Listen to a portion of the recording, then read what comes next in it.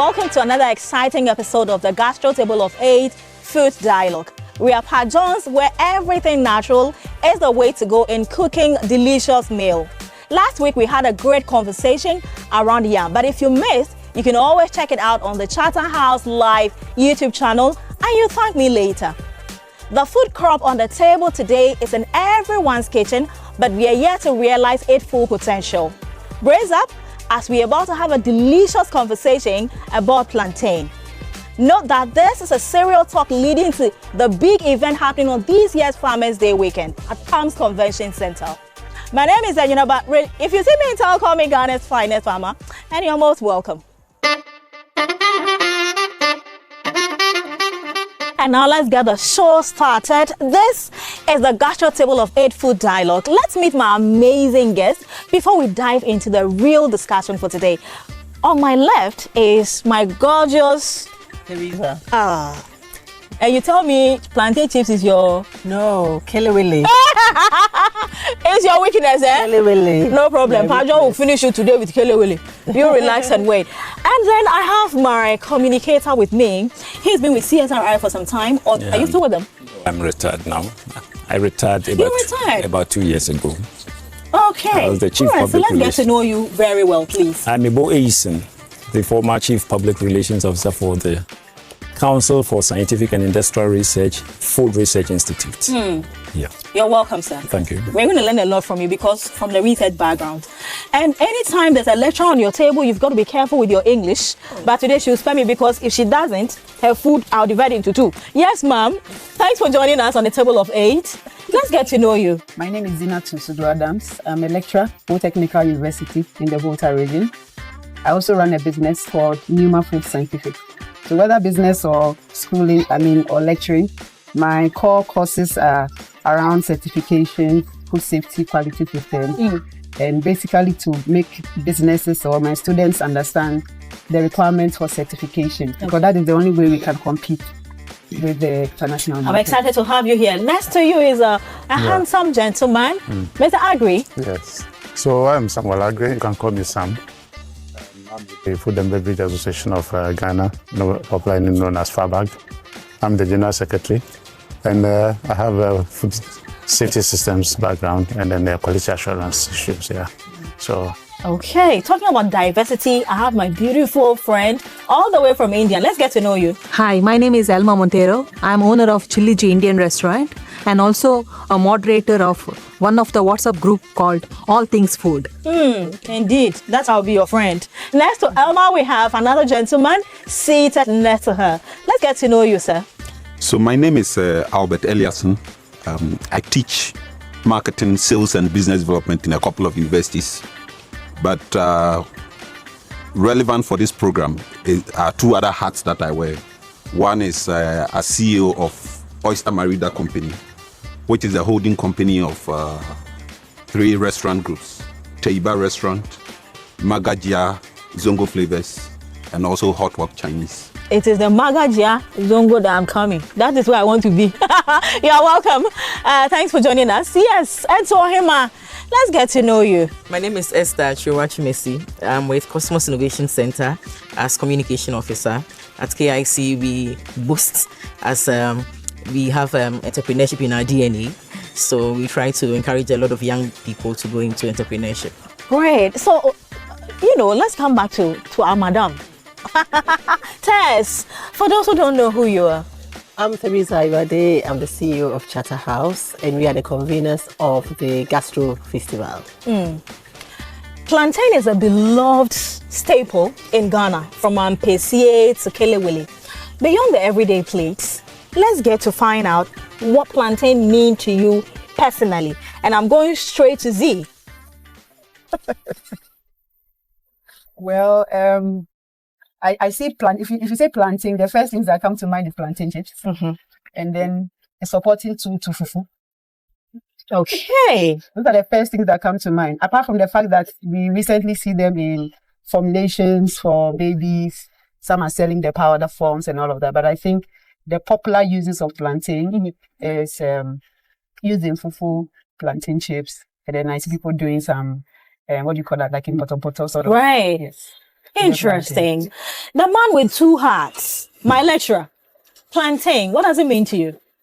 Well, for me, I think it represents different elements for our society, for our culture, and also represents what is essentially a lost opportunity. Great. I know, but tonight we'll explore a lot more. Now let's get to understand the plantain landscape. And I'll come straight to Uncle Ebo. Plantain is grown across many parts of Ghana, yet its economic viability seems low to other crops. Why do you think this is happening? I have a bit of a challenge over its economic viability. You are comparing it to what? Other crops like yam, cocoa, cassava. You know, we use plantain every day in almost every household. So when we are talking about plantain, I would consider it as one of the most popular food crops, or a commodity, in Ghana. So when you are talking about it, it's economic, is it viability? You used visibility. We see it almost every day.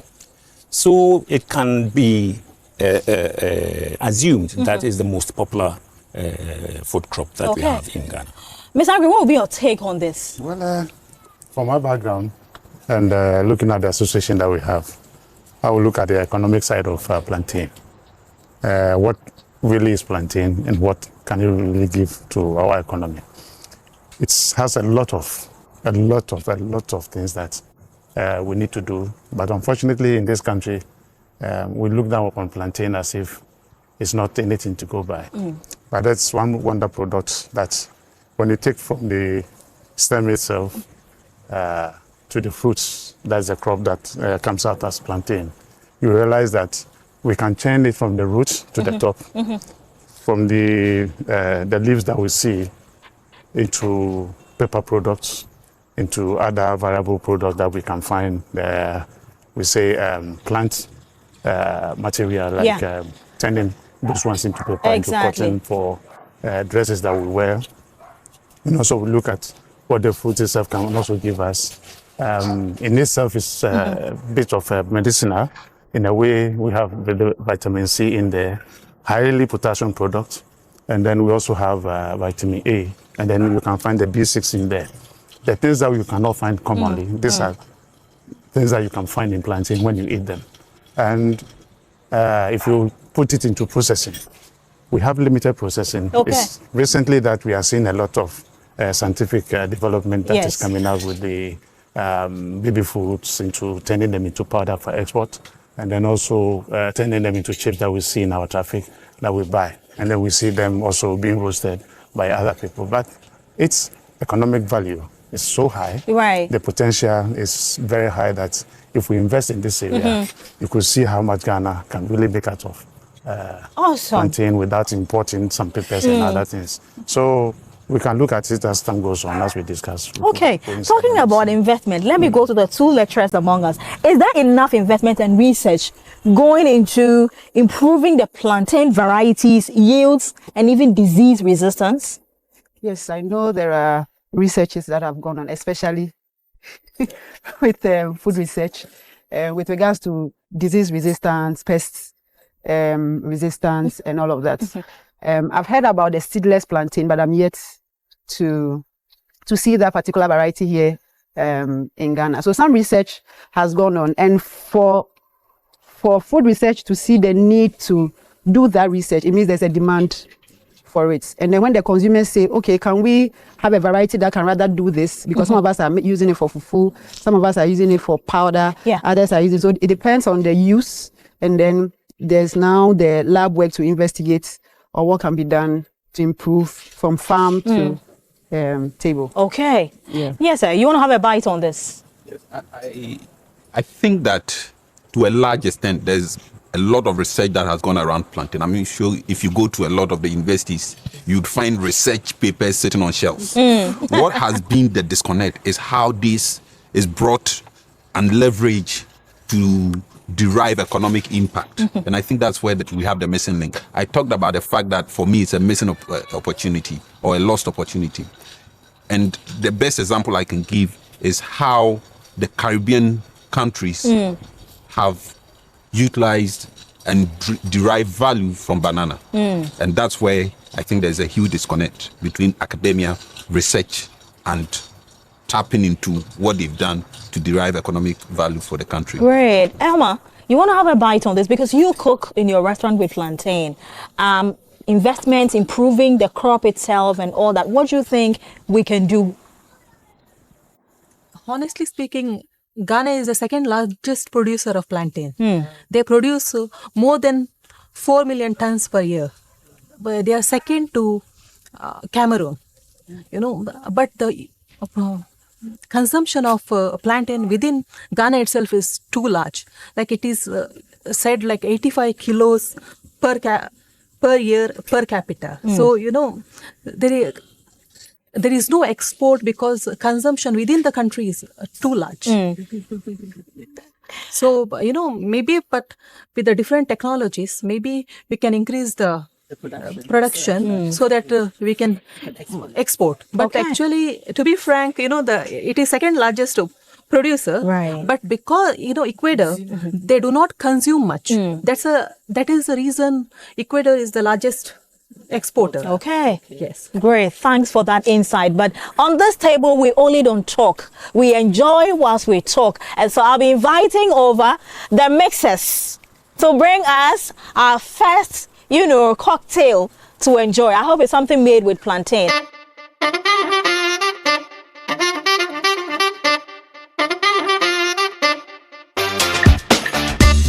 My most exciting part is when the director says, call in the chef or call in the bar attendant to bring something. So I have with me Moses. Hello, sir. From front and back, right? Yeah. Okay. Now tell me, what do we have here? I have some plantain chips. I have something happening here. Yeah, so this cocktail is called Appiotini. So Appiotini.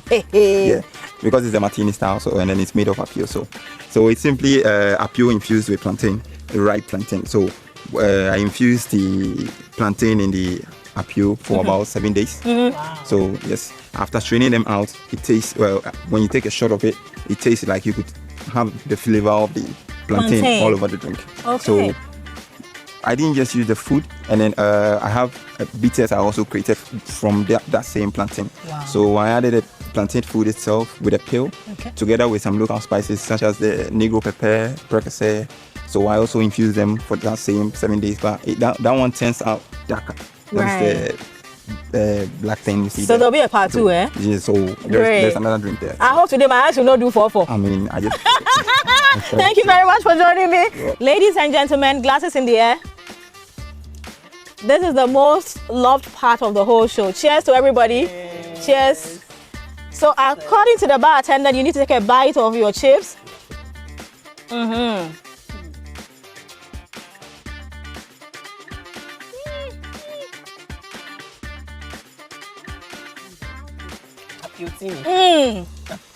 Teresa, you like food, you remember the name. Oh, no, let me pick your thoughts. Teresa, how does the Appiotini taste on your tongue? I think it's very flavorful. I mean, I was quite excited to hear about the 1 week of infusion with the plantain and the spices. Yeah. And I think that's really brilliant. And it's very interesting to know that we can do we can use some of our food staples to create cocktails like this. Because when you go to bars and clubs, you usually see a lot of foreign inspired cocktails. So it's great to see that a local produce can be used in cocktails, and that would also stimulate demand, isn't it? So I think it's fantastic. Fantastic. But the thing is, I want to start seeing them on cocktail menus. So I hope that when I come to front back, I'll be able to order the Appiotini, and then there was a cassava sour, right, which we had to the last episode, and I can't remember the yam one though. Yamarita. So three new cocktails. I know, right? That are supposed to be found at front back. So okay, I'll surely be there. All right, let's go straight to Ohima. Ohima. Because immediately you pick the glass up and then it gets closer to you, feel the cocoa scent in it, and I think it's a great innovation, and maybe we also need to look at how we can shorten the number of days that the infusion takes. If there's a way that the CSI house can look at it, because if we have to wait for all these number of days, and maybe there's somebody who is ready there waiting for a Piotini, and then you have to wait for 7 good days, is there a way that we can think to help the chef to be able to produce this bartender to be able to produce this in the shortest possible time? Great. The way you are talking means the thing is going well. Now let's talk about value addition, processing, and innovation, and it's all focusing on plantain. So I'll move straight to Z. We have seen plantain processed into flour, chips, and even baby food. What other innovative ways can we process to transform plantain to local and international markets? Well, I think yam chips, for example, is popular, but I don't see that. I mean, yam chips in terms of the frozen yam chips that are sold in the malls, it is not common. Even this drink, the first thing on my mind is, if he wants to sell this on the shelf and he has to stay for 6 months, would he be able to? These are an example of the recipes that people have at home, but they are not sure what to do to their products to make it readily available. So if you open a call right now and you tell people to bring plantain recipes, we may get a lot. The challenge is that they are not sure how to bring it out there, because in the next 24 hours, it may go. Is that not where you come in as the food scientist? When you discover these innovative things, how then do you also help us?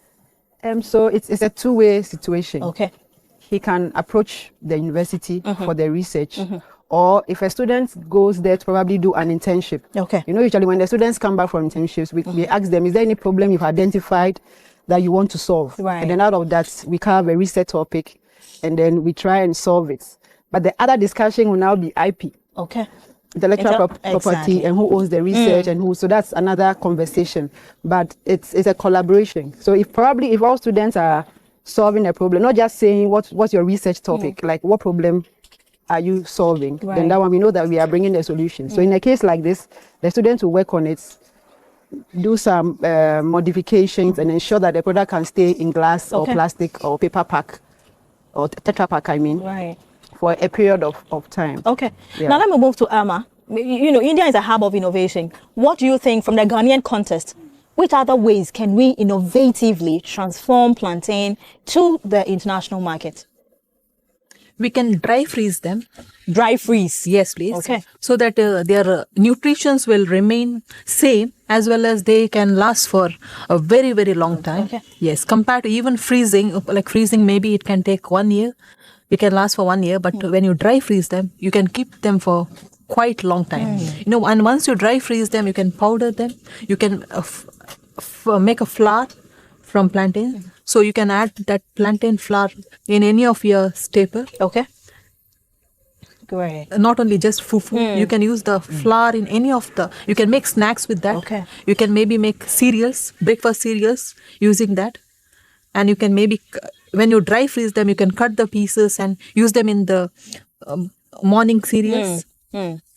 And there are many other things you can do with them. Actually. Great. Yeah. That's one is something I haven't thought about. Ohima, let me come to you, and then I'll come to my lecturer seated next to you. Now, I think Z mentioned something about certifications. There are a lot of small farmers or agripreneurs with exciting ideas, but when it comes to packaging, branding to meet the standard for exports, that become a problem.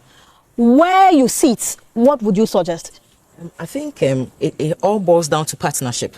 So at Cosmos Innovation Center, we have a partnership with FDA, and we try as much as possible that as much as we are working with young people, they need such opportunities. Some of them are just excited about coming up with products. They don't even know that you even need some of these certifications to be able to move forward. So this is where we come in to support these people, create the awareness of the importance of these certifications. We at KIC look beyond the consumption. How can we get young people involved more to see this not just about the MPC and the chips, but how can you transform like the STEM? So we have a business like Kodu Technology. They were picked, or they were mentored from KIC, and now they are doing amazingly well, producing parts from this plantain stem. And this is a KIC business. So as much as we are looking at grooming these young people to come in, we need to let them know that truly, if you really want to be export ready, you need to have your product certified. And a lot goes into it. So as much as we are creating the partnerships, the likes of Madam here, the likes of our lecturers, we bring them on board, make them a part of every program so that they make the youth aware. People who are coming out with these innovations, what even goes into getting these FDA certifications. Because trust me, when you want to go through the process, or somebody sitting back, you might think that it's a seamless thing. They talk about it seamlessly, but truly, perhaps it might go on that way, but to the young person it's difficult. But if you have the likes of Madam over here, they can tell you need this, that, and that is why we come in to support these young people to make sure that they're able to get their products certified. Right. And then academia, sir, you have a lot of young people you're grooming under your watch. They have brilliant ideas. From where you sit, what can we do to support these startups? Well, before I answer that question, my colleague made a point about transforming plantain into flour. Now, once you convert it into flour, you can also move it into pasta. You can move it into energy bars. You understand? Even the peels can be used for animal feed. And it can be used for bioenergy. So really, when you think about it, the range, the extent to which you can develop this simple crop is quite endless. Now, in terms of how you then develop brands from basic food products like this, it requires strategic thinking in the way that you approach it. It requires partnerships. As somebody who was very much involved in the inception and the building of a brand like Annapurna Salt, where we took a basic product and built it into a brand that is now a household brand, and the name has taken more or less the generic name of branded salt brands. Yes. It requires a certain level of not just product development, but deliberate marketing strategy right, in terms of how you start from point A to point B. Okay. And it requires bringing resources, partnerships together. Because if I look at the example of Annapurna, it wasn't just the corporate element. It was working with academia, working with the UNICEFs, and working with even small-scale processes. Working with agencies like Yes. Quite instrumental. Quite instrumental in how we even marketed. We did a lot of village tours, trying to educate the market, and trying to get people to switch from the basic product as they know to consuming the brand. So it's a whole lot of concerted effort, but driven by strategy. Which is what we did. Was building the strategy and building the partnerships to make it happen. I'm coming straight to Tess and then Mr. Agri. How can technology and innovation help create a stronger plantain value chain from farm to table? Well, I was quite intrigued by the statistics that Emma gave earlier about the fact that Cameroon, after Cameroon, Ghana is the second largest producer of plantain. And I mean, I don't think even the grain of plantain has been very intentional by us.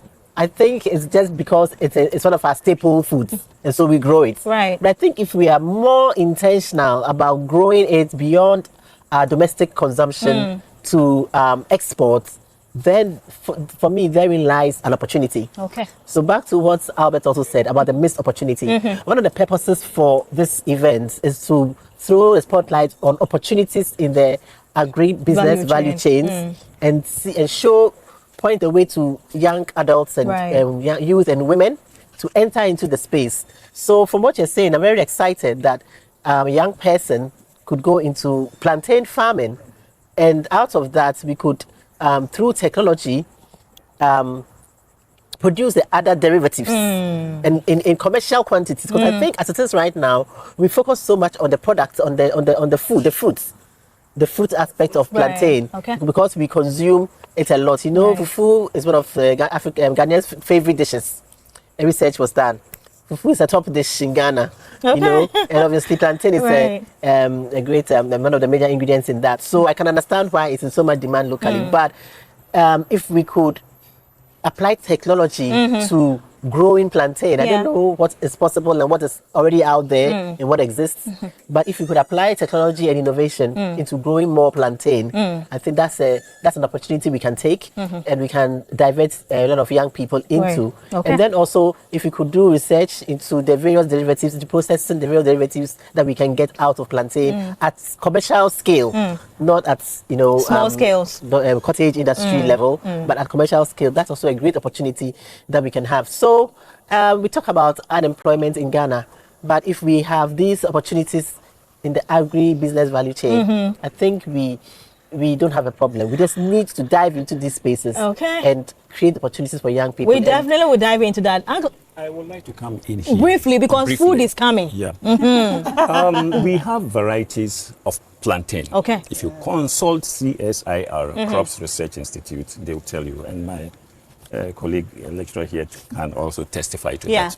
You cannot use the same plantain for everything. So the one that Food Research uses for the plantain fufu powder comes from a certain area in the Ashanti region. Okay.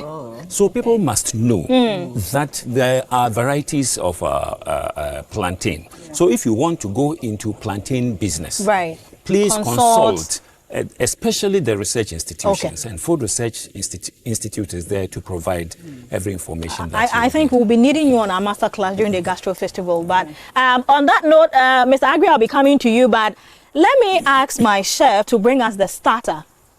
Who is ready for us to do that? We can know you are ready. So if we are ready, let's bring on the starter.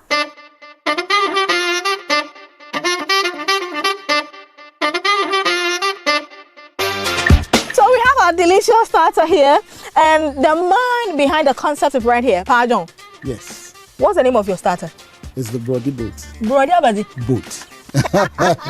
All right, so tell me what went into this. So basically, we boiled some unripe plantain, and we molded it into a kind of a boat, and then we had some cashew.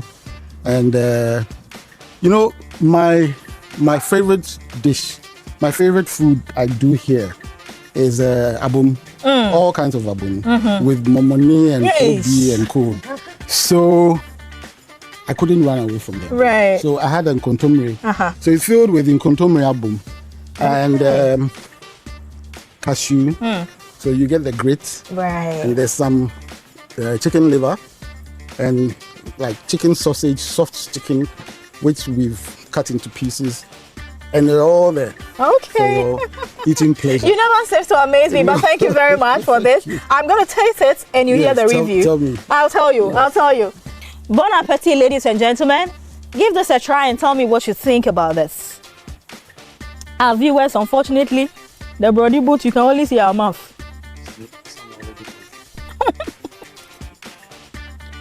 Okay.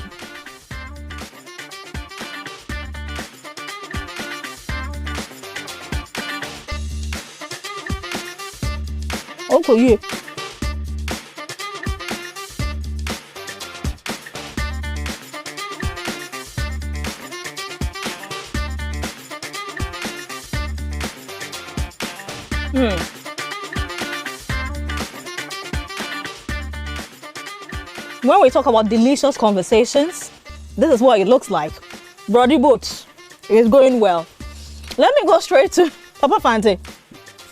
Uncle Ebo, how do you see the Brody boat? Oh. Okay, yeah. Papa.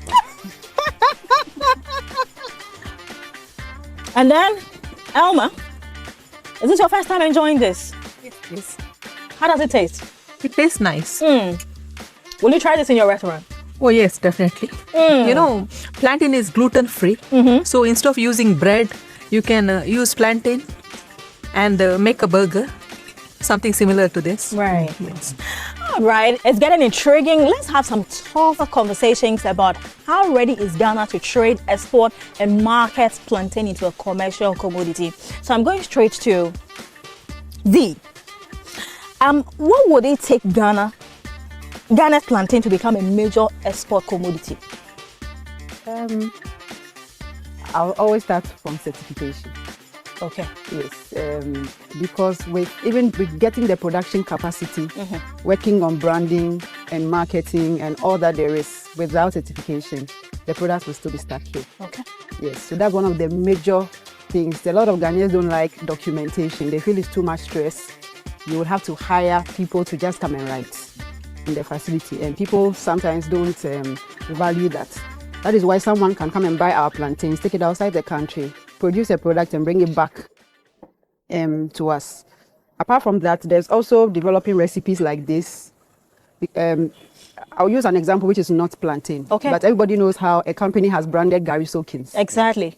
Gari Soakins is a recipe in everybody's house, but branding has made it very popular. There's also a pasta product that is also very popular. That's because people took the pain to do recipes and kept sharing, talking about it, making it look very exciting, like we are enjoying this.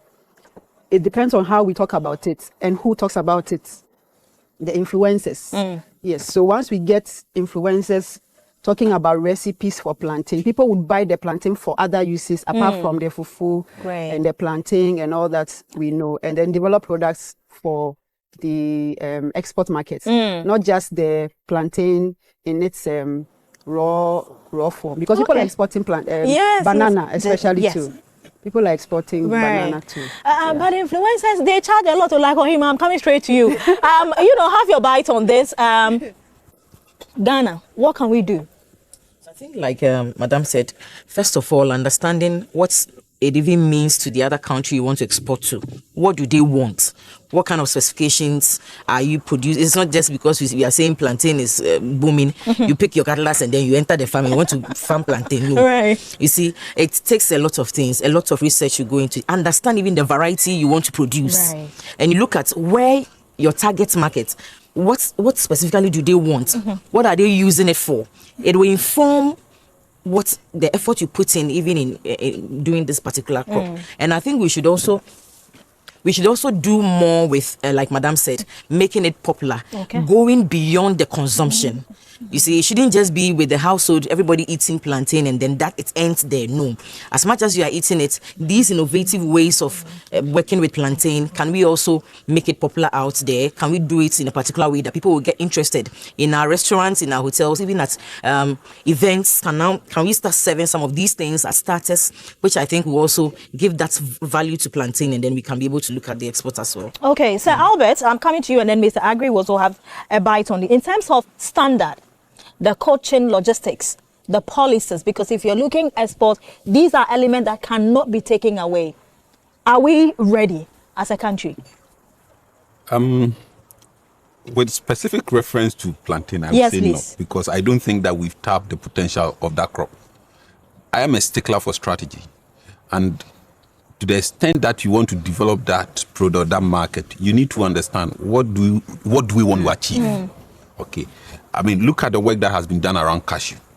Okay, it didn't start today. A conscious effort was made to build cashew to a certain level. So if we want to groom and grow plantain to achieve export potential, we need to understand how much potential do we want to achieve? Where do we want to send it to? In what form? And then the logistics will follow.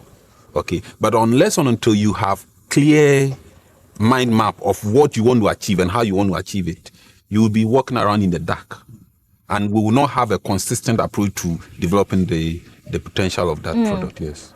Mr. Agri, what's your take on this? So the issue about plantain itself is a bit delicate, because this is the only product that when we take into our homes, they have limited time in using it to get the real meaning.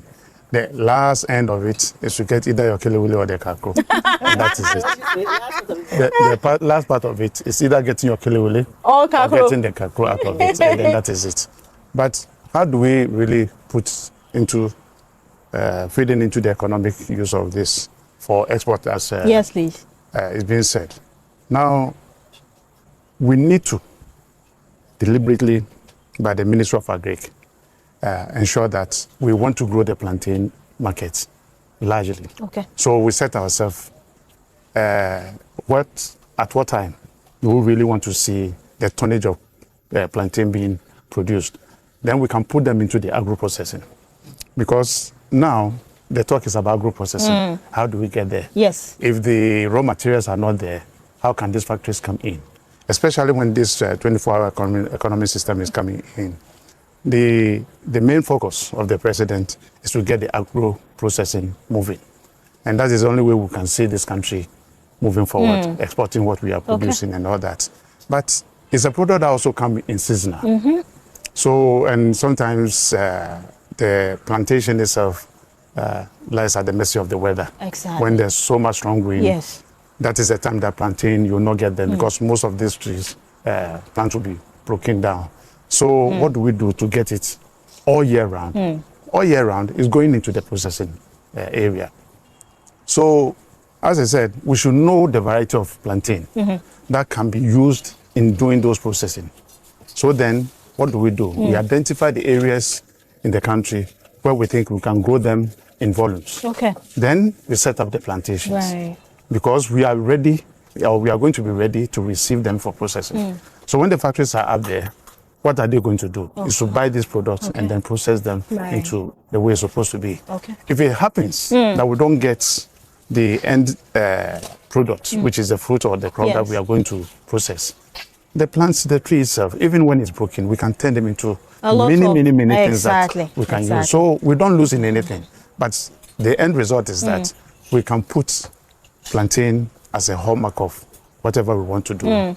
Get into it. Research is already there. A lot of research has been done. As I was talking to Ankrebo, a lot has been done. But how do we put them into use? So we need to really go into that and then ensure that whatever we want to achieve, we achieve them in a very positive way. Thank you very much. Mentioning Ministry of Food and Agriculture, then of course we need the private-public partnership and of course donor intervention to help unlock plantain's export potential. Tess and Elma, a little bite on this. Well, as the convener of the Gastro Feastival, our job is to open up these conversations and then hope to bring everybody to the table as we are doing today. So what we hope to achieve with the Gastro Feastival on the 5th and 6th of December at the Palms Convention Center is to have fireside chats, master classes, and even pitching sessions for young people to present their agribusiness ideas for funding and support. And I guess that is where the donors and the funding agencies come in. Yeah. And in terms of the master classes, to discuss these issues concerning certification and also the opportunities, fireside chats will bring out the various opportunities and strategies that are found probably in government policies, etc. So events like this bring the entire industry together to have conversations, to rub minds, and then together come out with perhaps like a white paper that we can officially present to the Ministry of Agriculture, and so they can see that this is the need from the industry, and this is the need from these are the opportunities that are in the industry, and so how do we work together to achieve them? So we hope that year on year, we don't just become a talk shop, that we actually begin to see action being put in place. Exactly, I agree with you. So Moses, if you're ready, please.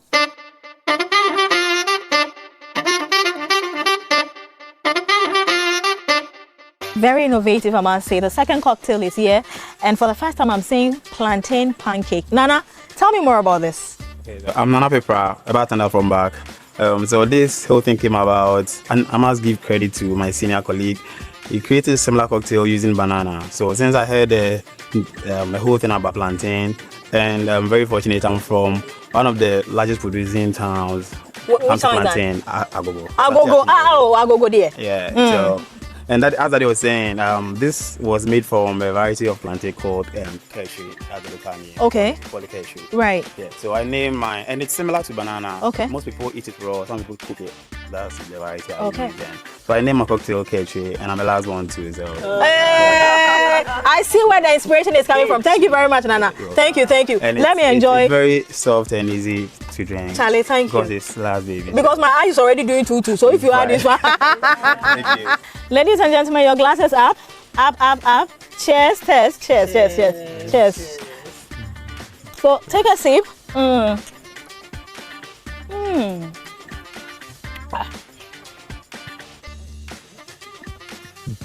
Mr. Agri, yeah.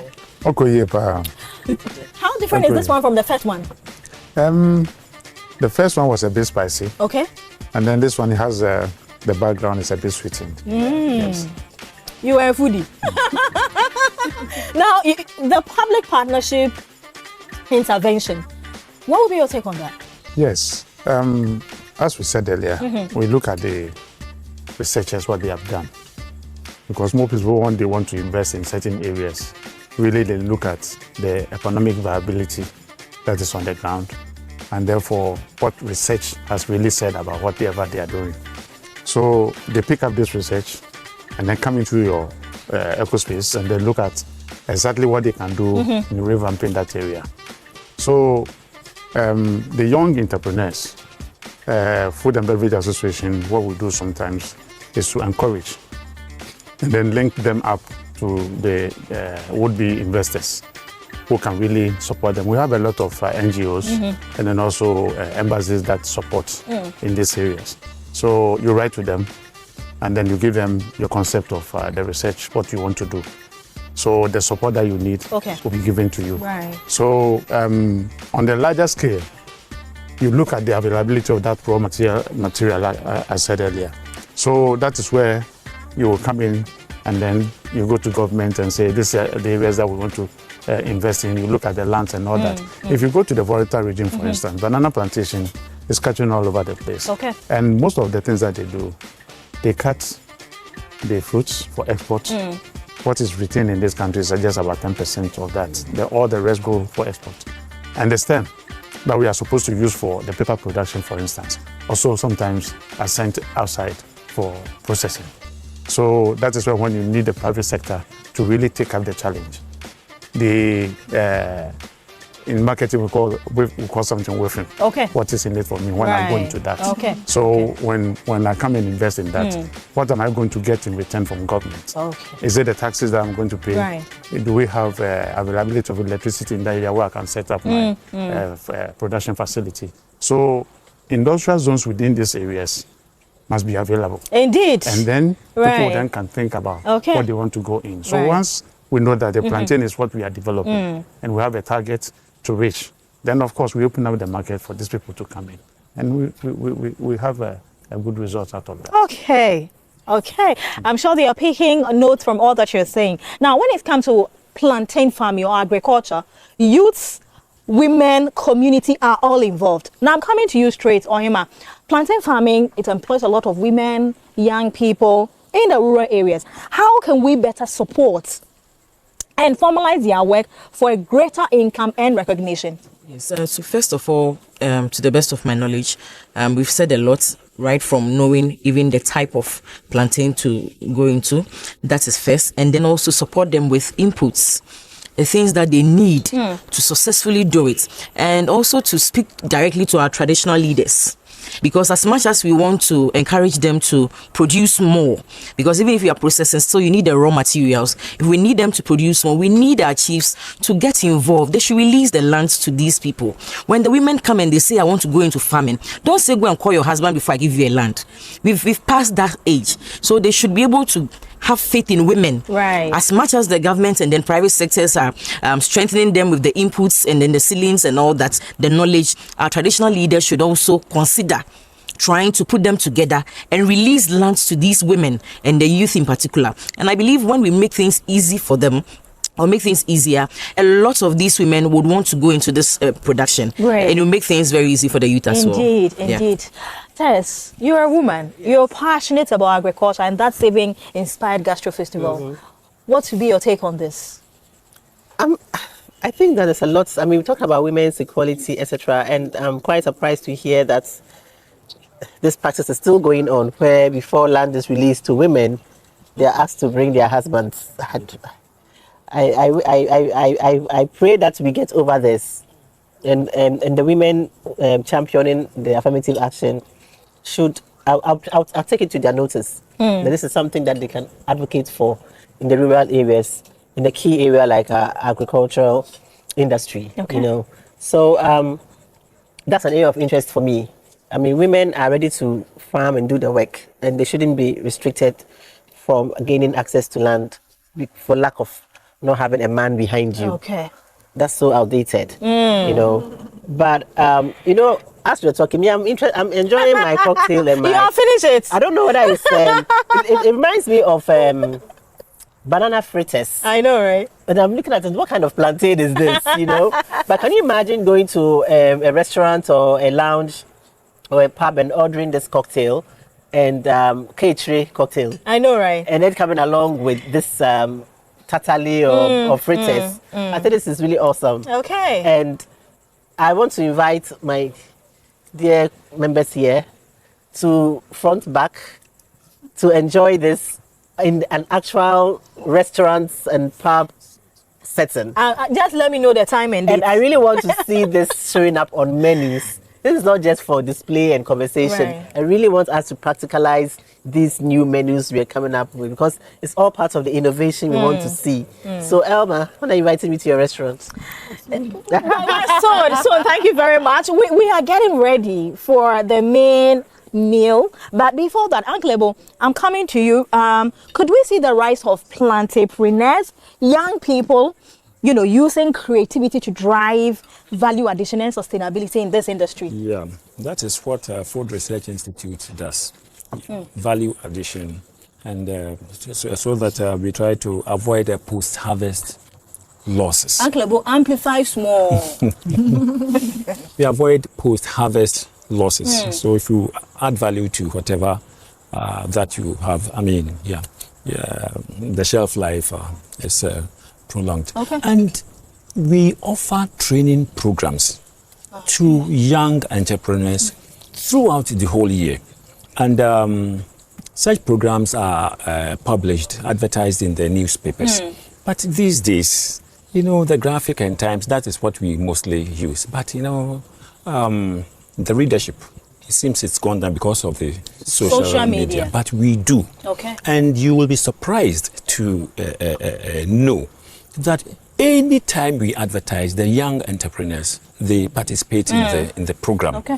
We teach them bookkeeping, we teach them the processes, we teach them marketing, and we have all the experts there. So, in fact, I have the hope that we will pull through with whatever shortage that most definitely. We have, That's why we have you here. I'm going straight to Albert, then our chef will be coming. What will be your take on this? Are we likely to see a lot more plantainpreneurs using creativity and sustainability to, drive value addition? Especially looking at what you have had tonight on this table. Yes, I'm thinking about it on two levels. The first level, and it's related to something I do, which is training women agripreneurs under a GIZ program. And one of the things we do, and I think we should expand it to a national level, is when it comes to women, it's not just about land ownership, which is quite important, but about business ownership and growing their businesses and developing it around some of these concepts that we are talking about. So that's one basket. The other one that agitates my mind is that when we think about the post-harvest value chain of plantain, it's dominated by women. The cocoa, roasting, all of those. Now, if we are deliberate about aggregating some of these groups into cooperatives and supporting them and teaching them and letting academia support them in terms of going beyond just kaklo or cocoa and all that, and doing some of these things and putting it out there, I'm sure we would expand their opportunity to make more money. Right. And once people see that, look, there are other things that we can do to expand the products, the things that we can put on the table, then we excite the entrepreneurial abilities of people to then begin to broaden the scope. And that's where I think that we must be deliberate, and institutions like KIC should be leading this charge. Okay. Yeah. Albert, I'm really glad to hear about the work you're doing with women in agribusiness, and I'm inviting you to be a member of our one of our master classes at the Gastro Feastival, because we really want to delve deep into how we can encourage more women and support more women in agribusiness. And as you can see, the model called gender makes business sense. Okay. And it's something that we train women with all the tools to be able to take their businesses from the micro level and grow it into sustainable format. Well, we would. And to add to that, because we know the importance of women in the plantain value chain, a centerpiece here is dedicated to our women. Women,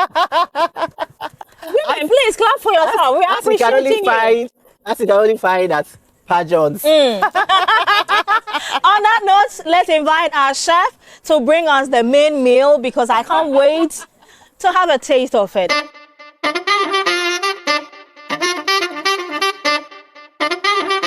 And our main meal is here. Finally, we are about to enjoy it. But let me talk to Pa John. Pa John, what's the inspiration behind what we are seeing? The name of this dish is actually Kofi Tycoon. Pa John. You know, we have the Kofi Brokeman, Right. which is a dry, raw, with millet, with the roasted plantain. Yes. And the inkatie. Exactly. So we do have this one goes with inkatie, but our chef here Yes. is has the inkatie. It's in the form of a sauce, and we drizzle it around it. Okay. You drizzle it around the plate, so you can cut and play about it on the plate. In the evenings too, you don't eat too much. Yes. So that's how it goes. Okay. And the whole idea is having the taste of body plantain. Okay. Everybody in Ghana eats plantain. Exactly. These are the three sages of Pa John's. And they are my mothers. My mother had two sisters. Okay. Mina Teria and Mina Praba. And my mother. Okay. And each one of them has at least fed me only plantain. Oh, okay. At some point when I was a child. Right. If I didn't want to eat plantain here, when they cooked it for me, I would eat it. I know. And I'm sure every child in Ghana did that. Definitely. And so that's a tribute to my mothers and a tribute to all women, Right. of course, who are the backbone of our agriculture, the backbone of our food. Thank you. So please enjoy. Definitely. And tell me what you think. Well, we will definitely enjoy it, Pa John. Thank you very much. Yes. What's your first impression about this dish? I love the name. That's my first impression. The pan on the Kofi Brokeman and Kofi Tycoon. This is so amazing. I mean, I'm really hoping I can walk into a restaurant and order Kofi Tycoon. Okay. I'm looking forward to that day. We definitely hope that Pa John will commercialize this. Yes. Okay. Elma, does this change the way you see plantain in any way? What you're enjoying? Oh, definitely yes. This is absolutely nice dish. It's crispy from outside and soft from inside. You can see different flavors going around and different textures of vegetables and plantain. It makes really, innovative and adventurous dish. And it is really tasty. Plantain really goes well with peanut sauce, and it makes well-balanced dish actually. Okay. Lastly, to Albert, how can chefs and industry, the food industry, help in reshaping plantain's image? I think what we've witnessed today is a good example of how this can be done. And if we have industry associations coming on board, bringing us together and showing us pathways to doing this in our own kitchens, I'm sure we can do a lot more than. And I mean, when I take my own kitchen, I hardly have my chefs experiment with anything. They all do what they know, right, with plantain. Okay. But these are insights that we can pick with people like Pa John to come in and say, look, you can do more, you can expand your menu options, and then you make more money. Okay. Yeah. Great. Bringing our conversation to an end, let me go straight to Z. I know you are enjoying this, but if you could make one change or investment to transform the plantain industry in Ghana, what would that be? One, Yes. more trainings Okay. and awareness creation. I think that will cut across all the topics we've spoken about. So Okay. I think more trainings, and then investing more in creating the awareness, Right. and making people more aware of the value of plantain. Okay. Uncle Ebo, how can we build stronger linkages between farmers, innovators, and policymakers to sustain growth in the plantain industry? You know, as I said earlier, a lot of research has gone into it. And people outside too have their own private investigations into how to come up with a very good product. So people should learn to document whatever that they come up with, their whatever that they find, and they subject them to further investigations by approaching the appropriate institutions to assist. For example, this one comes from APIO. Yes. That is the local appetition. Yes. And I mean, it can be refined. Right. It can be done better than this. Exactly. So if you have done this, just invite someone to assist you to document. I mean, document all the whatever went into that. Then send samples to the appropriate institutions to investigate and give you further. And I want to also add that the accreditation, the investigations for, I mean, whatever, it isn't only Standards Board and FDA. CSIR Food Research Institute is also accredited. Yeah, so you can Come to you as well. Yeah, okay. All right. Mr. Agri, what does the future of plantain look like 5 or 10 years from now? Let me put this into a proper perspective. Tell me. It takes only the Ministry of Agri to put the future of plantain in a very proper perspective. We should have a vision. Okay. And we want to grow this industry. Now, as we are eating this, I don't know if this we can find it in other restaurants, on the menu of other restaurants. If no, what do we do? Because people travel into this country, when they want to eat something very native. Right. Something that resonates with the Ghanaian culture. So these are the things that we have. When they come, they can also try it. As we also travel and they want to eat their own recipes. These are the recipes developed in Ghana.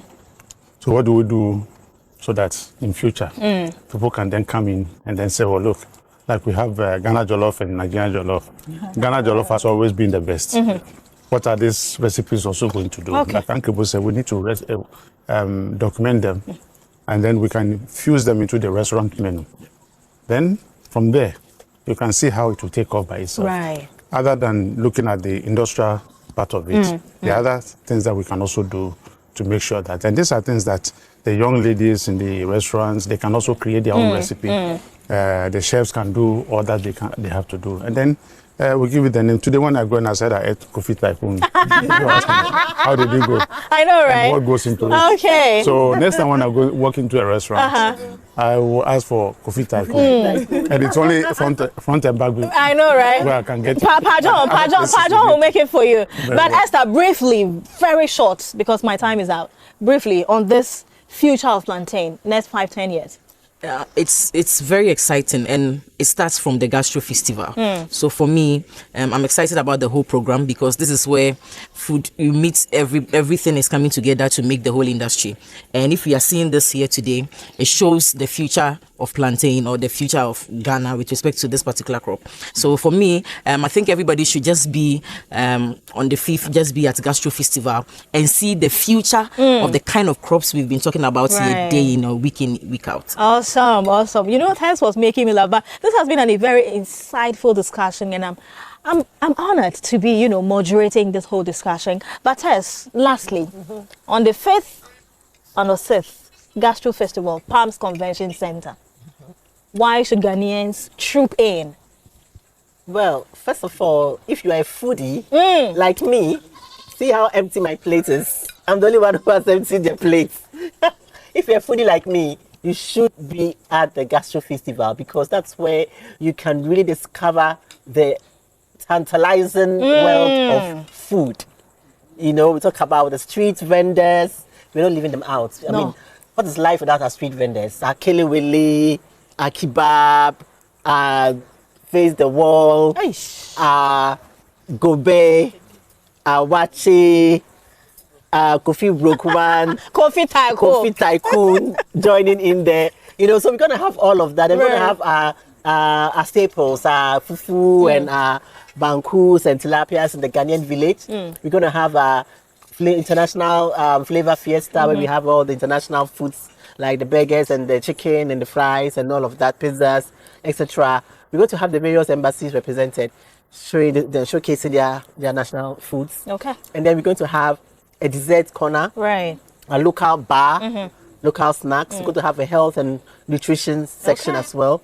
Then all of this taking place outside. Right. And then we're going to have a huge stage with live music, product demonstrations. I know what has and then live cooking competitions, product demonstrations, chef master classes, what we call throwdowns, chef against chef. So it's just going to be a whole big jamboree outside on the grounds.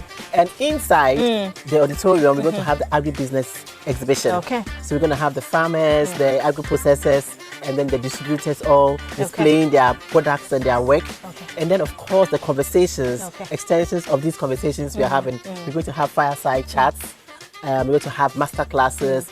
And most importantly, the pitches. Okay. So if you have an agribusiness idea that you want to share and pitch for support and funding, this is the place to be. Definitely. So it's going to be an interesting day. So there's no other place to be than at the Palms Convention Center for the Gastro Feastival. Right. So go on our social media platforms. All the details are there, how to participate. But a very big thank you to all my amazing guests. A big thank you to our chef, our bar attendant. You guys are amazing as always. And of course, if you want to exhibit, you want to participate, you want to sponsor, just get interactive on our platform. The numbers and everything is there for you to pick and engage to us. My name is Enyonam Manye. But when you see me in town, there's only one fine farmer in Ghana. That is me. Ghana's finest. If you want to fight with me, then you can say that. Until then, I'll see you here next week. But my Kofi Brokeman, Kofi Day. Thank you very much. And we'll be enjoying our dessert right after this. But until then, I'll see you again for another delightful, delicious conversation. Thank you very much.